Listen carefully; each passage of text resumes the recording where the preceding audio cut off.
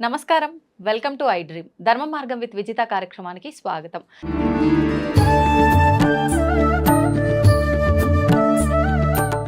నమస్తే అండి. మాతృదేవోభవ, పితృదేవోభవ, ఆచార్య దేవోభవ. అయితే ఒక్కొక్క పుణ్యక్షేత్రంలో ఉండే ప్రదేశానికి ఒక్కొక్క విశిష్టత ఉంది అని చెప్పి అంటుంటారు పెద్దవాళ్ళు. అలా తీసుకుంటే కాశీ క్షేత్రం ఎంతో పరమ పవిత్రమైనది. కాశీ క్షేత్రంలో ఎన్నెన్నో పవిత్రమైన ప్రదేశాలు ఉన్నాయి. దాంట్లోంచి ముఖ్యంగా నేను తీసుకున్నదైతే మణికర్ణికా ఘాట్. చాలా పవిత్రమైన ఘాట్ అని చెప్పి అన్ని ఘాట్లలోకెల్లా కొన్ని ప్రత్యేకంగా తీసుకొని దాంట్లో ఇది చాలా పవిత్రమైనది అని చెప్పి అంటూ ఉంటారు. ఎందుకు ఈ మణికర్ణికా ఘాట్ అంత పవిత్రమైనది? దాని వెనకాల ఏమైనా రీజన్ ఉందా? నాకు తెలుసుకోవాలనుంది. మణికర్ణికా ఘాట్ అనేది కాశీలో గంగానదిలో ఉన్నటువంటి 64 ఘాట్లో ఒక ఘాటు. గంగానది ఏమో ఒకటే, కానీ ఘాట్లు 64 ఉన్నాయి. ఆ 64లో ఉన్నది గంగాదేవే. అవును. కానీ 64 రకాల శక్తులతో ఉంది. 64 కళలు అంటారు కదా, అవును. చతుషష్ఠి కళలు అంటారు. మరి మణికర్ణికా ఘాటు, మణి అంటే ఏమి? ఒక రత్నము, ఒక మణి. కర్ణిక అంటే కర్ణము అంటే చెవి. చెవిలో ఉన్నటువంటి ఒక రత్నము. ఎవరి చెవిలో ఉన్న రత్నం? పరమేశ్వరుడు చెవిలో ఉన్నటువంటి రత్నము అక్కడ పడింది. శివయ్య చెవిలోది. సాక్షాత్ కాశీ విశ్వనాథుడి యొక్క కర్ణాభరణము అక్కడ పడిందని. ఆ మణికర్ణికా ఘాట్ని కాశీలో గంగలో స్నానం చేస్తే ఎంతో పవిత్రత, ఎంతో పుణ్యమని లక్ష్మీనారాయణులే ఆ ఘాట్ని లోడి స్నానం చేశారని చెప్తారు. మరి పరమశివుడు కూడా అక్కడ స్నానం చేశాడని, ఆయన స్నానం చేసి లేచినప్పుడు ఆయన చెవిలో ఉన్నటువంటి ఒక మణి అక్కడ పడిందని మణికర్ణికా ఘాట్ అయింది. అందుకు కాశీ విశ్వనాథుడే యొక్క చెవిదిద్దు అక్కడ పడింది కాబట్టి అది మణికర్ణికా ఘాట్. ఇప్పుడు అంత పవిత్రమైనది అనగానే, అంటే అందులో వెళ్ళి మనం స్నానం చేయడానికి చేస్తే మనం ఇంకా మనకు ఉన్న పాపాలన్నీ తొలగిపోతాయి అని చెప్పి ఆలోచిస్తాం. నదుల్లో స్నానం చేసే ఉద్దేశమే పాపాలు తొలగిపోతాయి, పుణ్యం వస్తుంది అని చెప్పి. కానీ మణికర్ణికా ఘాట్ అనగానే ఇంకొక ప్రత్యేకత, ఎక్కువగా శవాలని అక్కడే దహనం చేసి అందులో ఒకసారి స్నానం చేయించి తర్వాత బూడిద కూడా అందులో కలపటము, ఇలాంటివన్నీ చేస్తూ ఉంటారంటారు కదా. మరి ఎంతసేపు ఈ శవాలతో ఉండే ఈ ప్రదేశాన్ని అంత పవిత్రమైనదిగా తీసుకొని మనం స్నానం ఆచరించడం ఇదంతా కరెక్టే అంటారా? ఇప్పుడు మీరు మొట్టమొదటిగా ఏం చెప్పారు? పాపాలు పోతాయని నదీ స్నానాలు చేస్తూ ఉంటారన్నారు. పుష్కరాలు జరుగుతూ ఉంటాయి. ఒక్కో సంవత్సరం ఒక్కో నదికి పుష్కరం వస్తూ ఉంటుంది. నేను కూడా మా ప్రాంతంలో ఎన్నో ప్రాంతాలు చూస్తూ ఉంటాను. బస్సులు మాట్లాడుకుని కొన్ని గ్రామాలు వెళ్తూ ఉంటారు. వాళ్ళు చెప్పే మాట ఏంటంటే, జన్మలుగా చేసిన పాపాలన్నీ ఆ పుష్కరాలను మునిగితే పోతాయంట అని చెప్పి వెళ్తూ ఉంటారు. అంటే వాళ్ళు చెప్తున్నది నిజమే. వాళ్ళు జన్మలకు పాపాత్ములను ఒప్పుకొని పోతున్నారు. వాళ్ళు అంగీకరించేశారనా చెప్పి మరి బస్సులో మాట్లాడుకు వెళ్తున్నారు. నేను ఏ పాపము చేయలేదు అనుకున్నట్టంటే, మీకు నిజంగా పాపం చెప్పితే ఆ ఫీలింగ్ రాదు. ఆ నదిలో స్నానం చేస్తే జన్మలకు మనకు లభించిన పుణ్యము ఇప్పుడు జన్మలు లభిస్తుందంట నేను ఎందుకు అనకూడదు? రాబోయే జన్మలు అద్భుతమైన జన్మలు వస్తాయంట ఆ నదిలో స్నానం చేస్తే అని ఎందుకు అనకూడదు? జన్మలుగా పాపాత్ములు మేము. అంటే తెలుసో తెలియక చేస్తాం కదా అని. తెలిసి చేస్తున్నారు, తెలియక చేస్తున్నారు. పాపాత్ములు అయితే ఒప్పుకుంటున్నారు, బస్సులు మాత్రం వెళ్తున్నారు. అంతే. పాపాలు పోవాలని నదిలో స్నానం చేయాల్సిన అవసరం లేదు. మనం పాపాత్ములు ఎప్పుడు అనుకోకూడదు. ఆలోచనే మార్చేచాలి ఇక్కడ. ఏ నదిలో స్నానం చేసినా, ఈ నదిలో స్నానం చేసి నా జన్మ ధన్యమైంది, నా జన్మ ఉద్ధరించబడతా ఉంది, ఇప్పటి నుంచి నేను ఇప్పటికన్నా ఇంకా అద్భుతంగా ఉంటాను అంటే, ఇప్పుడు అద్భుతంగానే ఉన్నాను, ఇంకా అద్భుతంగా బతుకుతాను, నా పాపాలన్నీ పోతాయంటే. ఒక నదీ తీరంలో ఒక మహర్షి తపస్సు చేస్తున్నాడు. ఇద్దరు వ్యక్తులు అసందర్భంగా ఎవరో వాళ్ళిద్దరు తెలియదు, వాళ్ళిద్దరు అక్కడ కలిశారు. మీ దేవురు మా దేవురు మాట్లాడుకున్నారు. నేను ఆయన చేసిన మిస్టేక్స్ విచారం వల్ల అట్లా ప్రశాంతంగా వచ్చాడు, ఇతను అట్టే వచ్చాడు. ఈ ఇద్దరికి ఆ మహర్షి కనిపించాడు. ఈయన పట్టుకొని మనం చేసిన పాపాలను ప్రక్షాళన దారి కనుక్కుందాం అనుకున్నారు. ఆయన కొంతసేపు కళ్ళు తెరిచాడు. నమస్కారం స్వామి. నమస్కారం నాయన, చెప్పండి అన్నాడు. మేము ఎన్నో పొరపాటు చేస్తాం, పాపాలు చేస్తాం స్వామి, మా పాపాలకు ఏదైనా ప్రాయశ్చిత్తం కలిగే విధంగా ఏదైనా దారి చూపించిందంటే, ఆయన ఆలోచించి, సరేనన్నా మీరు పాపాలు చేశారని మీరే చెప్తున్నారు, నేనేం అడగలేదు, మీరేం పాపం చేశారు, మీరు చేసింది మీరే, నువ్వెన్ని పాపాలు చేసావో అన్ని రాళ్ళు నాకు ఎత్తుకొచ్చి ఇచ్చేయి, నీ పాపాలు ఆ రాళ్ళ రూపం నేను తీసుకునేస్తాను, నీ పాపాలు పోతాయి. నువ్వెన్ని పాపాలు చేసావో అన్ని రాళ్ళు నాకు ఇచ్చేయి, నాకు ఆ రాళ్ళు నా హ్యాండ్ ఓవర్ చేసేయండి, మీకు ఇప్పటి నుంచి ఆ దోషం పోతుంది. అరే ఇదేదో సులభంగా ఉంది, ఇవ్వాల్సిన రాళ్లే, ఆయన ఏం రత్నాలు అడగలేదు. నదీ తీరంలో ఒక అతను వేరాడు. ఒక 20 ఏరే కాడికి ఆ పాపము ఓకే ఇది రెండో పాపం మూడో 20 పాపాలకి 20 రాళ్ళు ఏరేశాడు. ఇంకా ఎంత లెక్క పెట్టినా అతనికి పాపాలు గుర్తురాలేదు. 20 స్వామివారి హ్యాండ్ ఓవర్ చేశాడు, రిలాక్స్ అయిపోయాడు. నీకే పాపం లేదన్నా నువ్వు నాకు శిలారూపంలో నాకు ఇచ్చేస్తావు. ఇంకొక వ్యక్తి ఏరుతూ ఉంటే నదిలో రాళ్ళన్నీ కూడా అయిపోతున్నాయి, ఈయన పాపాలు గుర్తొస్తూనే ఉన్నాయి. చేయరాని పాపాలు చేసినాడు వీడు. ఎన్ని ఏరినా కానీ వీడికి పాపాలు గుర్తొస్తున్నాయి. స్వామి నేను ఎన్ని పాపాలు చేస్తాను నాకే తెలుదంటే, నీకు గతి మోక్షం లేదైనా, నీకే గుర్తు లేనప్పుడు నేనేం చేస్తాను. అయితే మీరు అన్నట్టు వాస్తవం, ఏదైనా పాజిటివ్గానే ఆలోచించాలి కానీ నెగిటివ్గా ఆలోచించకూడదు అనడానికి. జన్మజన్మల పాపాలంతా పోతాయంటే జన్మజన్మల పాపాలు చేసినంత ఒక బస్సు ఎక్కుతుందని అర్థం. అంతే, అలా ఆలోచించకూడదు. ఉత్తమ జన్మలు రావాలి. వాళ్ళు ఆలోచించిన దాంట్లో తప్పుందా లేదా అర్థం కాదు. ఒక్కోసారి మన ఆ నదిలో పుష్కరాల్లో స్నానం చేస్తే మనం ఇంకా బాగుంటామంట, లేదు ఇప్పటికన్నా ఇంకా అద్భుతంగా డెవలప్ అవుతాము, రాబోయే జన్మలు కూడా మంచి జన్మలు వస్తాయంట, ఎందుకు వెళ్ళకూడదు అలా చెప్పి అలాంటి టైటిల్ ఎందుకు చెప్పకూడదు. కాబట్టి ఇక్కడ గంగా అనేది ఉత్తరవాహిని, ఉత్తరంగా ప్రవహిస్తూ ఉంది. ఆ తర్వాత భారతదేశంలో ఉత్తరంగా ప్రవహించే నది శ్రీకాళహస్తిలో ఉన్నటువంటి స్వర్ణముఖి నది. స్వర్ణముఖి నది ఉత్తరంగా నీళ్లు ప్రవహిస్తుంది, గంగా నది ఉత్తరంగా ప్రవహిస్తుంది. ఇప్పుడు ఇంకొక చిన్న డౌట్, చాలా మంది ఎక్కువగా పేర్లు పెట్టేటప్పుడు ఆలోచిస్తూ ఉంటారు, దేవుళ్ళ పేర్లు కానీ నదుల పేర్లు కానీ ఎక్కువ వీటి నుంచే తీసుకుంటారు. నిజంగా అంటే నది అనగానే ఒక రకంగా పవిత్రమైనది, గంగా యమున సరస్వతి ఇలా ఆలోచించినప్పటికీ, అమ్మవారి స్వరూపంగా భావించినప్పటికీ నీళ్లు అనగానే శోకం అని చెప్పి కూడా ఒక ఆలోచనలో ఉంటారు. అలాంటి పేర్లు, నదుల పేర్లు ఇలాంటివి తీసుకోవచ్చా? మీకు ఇంతకుముందే చెప్పబోయేటువంటి విషయంలో మణికర్ణికా ఘాట్ గురించి కొంత ఇంకా పెండింగ్ ఉంది, అది చెప్పేసి మీకు ఇది కూడా చెప్తాను. అలాగే.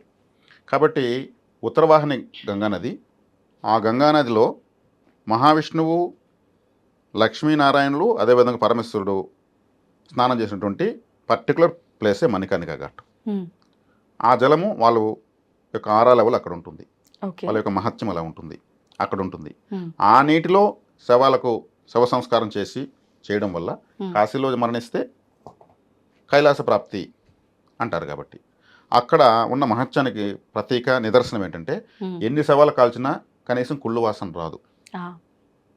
ఎన్ని శవాలను ఆ నీటిలో కడిగినా ఆ నీరు మళ్ళీ తాగితే మనకు అద్భుతమైన రుచి ఉంటుంది. ఆ నీళ్ళని తీసుకొచ్చి ఎన్ని సంవత్సరాలు మన ఇంట్లో పెట్టినా చెడిపోదు.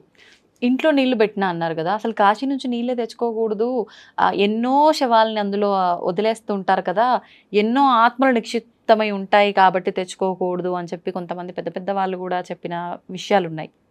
మరి గంగానది పవిత్రమైనది, ఉత్తరవాహిని ఉత్తమోత్తమైన జలము అని నేను ఇంతకుముందే చెప్పాను. అవును. అక్కడ అందున మణికర్ణికా ఘాట్లో నీళ్లు ఇంకా పవిత్రమైనవి. అంటే ఆ జలం యొక్క పవిత్రతకు నోచుకోలేని వాళ్ళకి ఇటువంటి ఆలోచనలు వస్తాయి. వాళ్ళు నమ్మింది అదే. అంటే అది తెచ్చుకోకూడదు, అది శవాలు కడిగిన నీళ్ళు. కాశీలో అది మహాశ్మశానము, మోక్షస్థానము, అక్కడ ఉన్నది ప్రతి ఒక్కటి పవిత్రమే.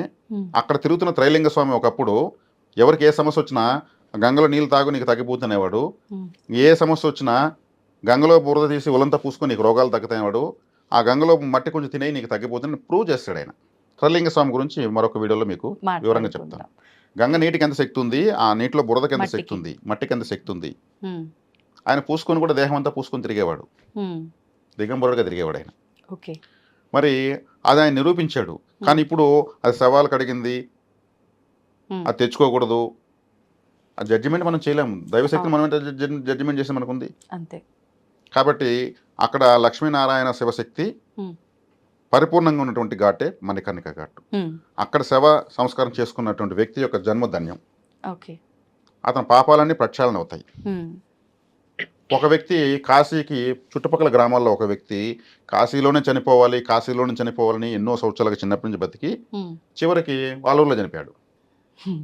అతను బాధపడి వాళ్ళు ఏం చేశారు, కనీసం కాశీలో ఉన్న మనం దహన సంస్కారాలు చేద్దాము, పాపం ఆయన కాశీలో ఉండి కాశీ నగరంలో చనిపోవాలనుకున్నప్పుడు తీరలేకపోయింది, ఇప్పుడన్నా తీసుకెళ్దామని అతను పాడగట్టి తీసుకుని వస్తే కాశీలోకి వచ్చేకాడికి భగవంతుడు ఏం చేశాడు, మరొకసారి ప్రాణం ఇచ్చాడంట. అతను లేచి కూర్చున్నాడు, మళ్ళీ ప్రాణం వచ్చిందా, ఒక గంట సేపు అయిన తర్వాత మళ్ళీ ప్రాణం తీసేశాడు. కాశీలో చనిపోయిన పుణ్యాన్ని ఇచ్చాడు. అది కాశీ మహత్యం గురించి ఎంత చెప్పితే అంత తక్కువే. ఇప్పుడు నిజంగా అంటే ఇక్కడ చనిపోవాలన్న కోరిక ఉండి, లేదంటే కాశీలో చనిపోతే పుణ్యం కాబట్టి, కైలాస ప్రాప్తి కాబట్టి అక్కడ ఎలా చనిపోయే అదృష్టం లేదు, ఇక్కడ చనిపోయిన వాళ్ళని అక్కడ తీసుకెళ్ళి దహన సంస్కారాలు చేసినా ఆ పుణ్యం వస్తుంది అని చెప్పి చాలామంది అలా తీసుకెళ్ళి అక్కడ దహన సంస్కారాలు చేపిస్తూ ఉన్నారు. నిజంగా అంతటి ఫలితం ఉంటుందంటారా? అంతటి ఫలితం ఉంటుందో లేదో తర్వాత విషయము. వాళ్ళకి అక్కడ శవ సంస్కారం చేసుకోగలిగితే మాత్రం చాలా అద్భుతమైన ఉత్తమోత్తమైన ఫలితం ఉంటుందని మాత్రం ఖచ్చితంగా చెప్పొచ్చు. అక్కడ తీసుకెళ్ళి చేసుకున్నటువంటి భాగ్యం కూడా ఆ శవానికి అక్కడ భైరవుడే అనుగ్రహం లేకపోతే ఆడు అడుగు పెట్టలేము. ఆయన క్షేత్ర పాలకుడు, క్షేత్రాన్ని రక్షించేవాడు, ఆయన అనుమతి లేకుండా అడుగు పెట్టలేరు అనేసి కాశీపురాణం చెప్తుంది. ఆయన అనుమతిస్తేనే శవమైనా అక్కడికి వెళ్ళి ఆ సంస్కారం చేసుకోగలుగుతుంది. ఒక వ్యక్తి మహా దుర్మార్గుడు కాశీలో చనిపోయాడు, క్షమించడానికి నేరాలు చేశాడు. అంటే క్షమించడానికి నేరాలు అంటే నేను చెప్పాను కదా, నదీ తీరంలో ఎన్ని పాపాలు చేశాడో గుర్తు లేకుండా ఎన్ని రాళ్ళు ఏరినా కూడా మనకి పాపాలు గుర్తు అటువంటి వాడు, కానీ కాశీలో చనిపోయాడు, ఆయనకి మోక్షం ఇచ్చేయాలి. మరి ఈ పాపాలన్నీ ఎట్లా? ఆ ఆత్మను భైరవుడు పట్టుకుంటాడు. భైరవుడు పట్టుకునేసి ఆడి పాపాలన్నీ ఎన్ని జన్మలు ఎత్తితే తీరిపోతాయో లెక్క కడతాడు. ఆయన లెక్క కట్టి ఆయన చేత్తో ఒక బెత్తం ఉంటుంది, ఆ బెత్తంతో ఇలా ఇలా అంటాడు. కొన్ని నిమిషాల పాటు ఆత్మ క్షోభకు గురవుతుంది. ఆ కొన్ని నిమిషాల పాటు అన్ని జన్మలకు అతను భరించాల్సిన బాధలో ఆ నిమిషాలు అతను తెలిసిపోతుంది, ఆత్మ భరించేస్తుంది. అవి నిమిషాలే ఆయన ఇలా అంటాడు బెత్తంతో. కానీ అతను ఆ నిమిషాలు అతనికి యుగాలుగా అతని ఆత్మకు తెలుస్తుంది. ప్రక్షాళన అయిపోయింది కదా, తర్వాత విశ్వనాథునికి అప్పచెప్తాడు. ఆయన ప్రణవాన్ని చెప్పి కైలాస ప్రాప్తిస్తాడు. దైవశక్తిలో ఆ దైవ కార్యంలో అలా ఉంటుంది. ఓకే, ఇంతకు నా ప్రశ్నకు సమాధానం ఒకదానికి దొరకలే. పేర్లు పెట్టుకోవచ్చా? ఇప్పుడు ఫర్ ఎగ్జాంపుల్ మణికర్ణిక గురించే మాట్లాడుకుంటున్నాం. మణికర్ణిక ఘాట్ ఇంత పవిత్రమైనది అంటే ఎన్ని శవాలు వేసినా ఏం చేసినా కూడా గంగ పవిత్రమైనది కాబట్టి ఆ పవిత్రత అలానే ఉంది. అంటే ఇంత పవిత్రమైనది పేరు పెట్టుకుంటే తప్పేముంది అనుకొని ఎవరైనా పేరు పెట్టుకోవాలనుకుంటే పెట్టుకోవచ్చా? చక్కగా పెట్టుకోవచ్చు. సాక్షాత్ పరమేశ్వరునికి యొక్క సన్నిహిత్యంగా కాశీ నగరానికి తలమానికంగా ఉన్నటువంటి మణికర్ణిక పేరు పెట్టుకోవడం అంటే అది భైరవానుగ్రహము, పరమేశ్వరుడు అనుగ్రహము, వారి యొక్క అనుమతి, ఆ పేరు పెట్టుకున్నటువంటి బిడ్డకు ఉన్నట్టే లెక్క. ఎందుకంటే ఈరోజు అర్థం పర్థం లేనటువంటి పేర్లు, తలా తోకాలైనటువంటి పేర్లు, నిక్ నేమ్స్ ఇటువంటివి వచ్చినటువంటి ఈ ఫ్యాషన్ యుగంలో మణికర్ణిక అనే పేరు పెట్టుకోవడం అంటే అది సాక్షాత్తు కాశీ విశ్వనాథుడు, విశాలాక్షి అమ్మవార్ల యొక్క అనుగ్రహము, భైరవానుగ్రహం అని తప్పితే ఇంకొకటి కానే కాదు. వినడానికి మళ్ళీ మళ్ళీ విందామా అనిపించేంత అద్భుతమైన పేరు మణికర్ణిక. ఇంకొకటి తీసుకుంటే ప్రయాగ్రాజ్ త్రివేణి సంగమం మనం ఇందాక మాట్లాడుకున్నట్టు, అది కూడా పెట్టుకోవచ్చా పేరు? గంగా, సరస్వతి, యమున ముగ్గురు నదులు, 3 నదులు కలిసేటువంటి సంగమ క్షేత్రం ప్రయాగ్రాజ్. అంటే ఈ త్రివేణి సంగమం యొక్క పవిత్రమైనటువంటి నామాన్ని పెట్టుకోవడము, అతను ప్రయాగ్రాజ్ అంటే ఇంకా అది నిజంగానే రాజు. ఇలా ఆలోచించగలిగినందుకు ఆ పెట్టుకున్న తల్లిదండ్రులు వాళ్ళ పునీతులు అవుతారు. ఆ పేరు యొక్క ప్రభావము అతని జాతకంలో కూడా ఎన్నో తడబాట్లను ప్రవాహంలో కొట్టుకోబోయేలా చేస్తుంది. ఓకే, దాంట్లో డౌటే లేదు.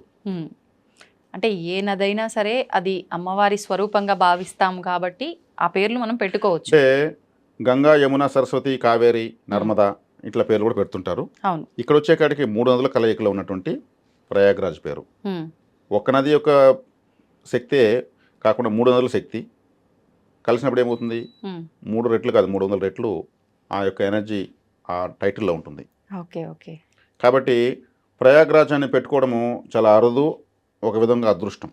దైవశక్తి ఆ పేరులో ఉన్నప్పుడు అలా పిలుస్తూ జీవితాంతం అలాగే పిలుస్తారు. ప్రయాగ్రాజ్ అనే కదా జీవితాంతం ఎవరైనా పిలుస్తారు. గొప్ప త్రివేణి సంగమాన్ని తనకు నామంగా పెట్టుకోవడం, రిజిస్టర్లు రాసుకోవడం, డాక్యుమెంట్స్ తీసుకోవడం అంటే ఎంత అదృష్టం. నిజంగా అదృష్టం ఉంటేనే ఆ పేరు నాకు కావాలని అంతకుముందు జన్మలో అతను తప్పించి మరణాన్ని పొంది ఉంటేనే ఈ జన్మలో ఆ పేరు వాళ్ళు అనుగ్రహిస్తారు. అంత ఈజీగా రాదు ఒక పేరు. మణికర్ణిక కూడా అంతే. అంత్యకాలం ఎవరు నన్నే స్మరిస్తారు అంటే ఎవరు ఏది స్మరిస్తారు అదే తర్వాత వాళ్ళకి వస్తుందంటారు కదా. వీళ్ళు ఈ మణికర్ణికాన్ని పేరు పెట్టుకున్న వాళ్ళు కావచ్చు, ప్రయాగరాజుని పెట్టుకున్న వాళ్ళు కావచ్చు, వాళ్ళు అది కావాలని ప్రయత్నిస్తేనే ఆ టైటిల్ రిజిస్టర్డ్గా, లీగల్గా, ఆథరైజ్డ్గా వాళ్ళకు వస్తుంది. అంటే గత జన్మలో వాళ్ళు అలా ఆలోచిస్తూ ఉండాలి, లేదంటే ఆధ్యాత్మిక భావనలో. ప్రాచీన కాలంలో పెద్దవాళ్ళు ఏం చేసేవాళ్ళంటే కులదైవంని మర్చిపోకూడదని కులదైవం పేరే పిల్లలకు పెట్టేవాళ్ళు. అంకాల పరమేశ్వర కులదైవం అయితే అంకమ్మ అని పెట్టేవాళ్ళు, మగబిడ్డ పుడితే అంకయ్య అని పెట్టేవాళ్ళు, మునేశ్వరుడు కులదైవం అయితే మునిరాజా అని పెట్టేవాళ్ళు.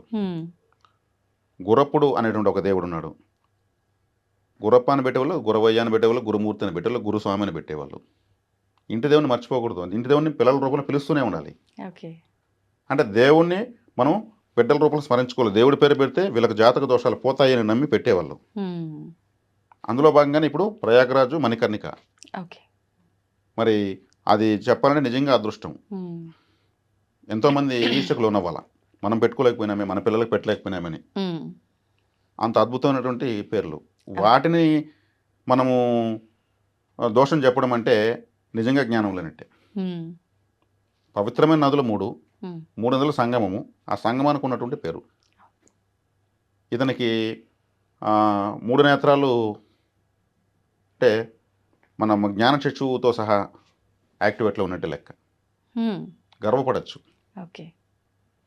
ఇది అద్భుతమైనటువంటి ఆలోచన, అదృష్టం.